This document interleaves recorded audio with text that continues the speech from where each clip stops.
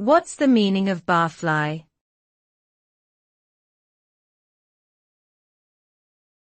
Barfly.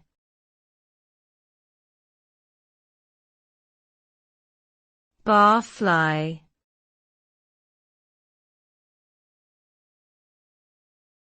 Barfly.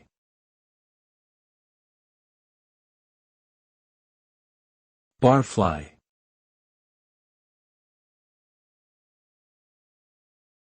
The term barfly typically refers to a person who frequents bars and spends a significant amount of time there.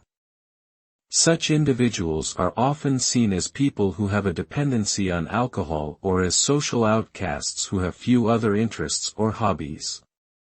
Barflies can sometimes be viewed as colorful characters within bar culture, but they are also associated with negative stereotypes such as being lazy or unproductive. Despite this negative association, some people may find solace in the camaraderie and familiarity of their local bar and its regular patrons. Regardless of personal opinions, it is important to approach all individuals with empathy and understanding.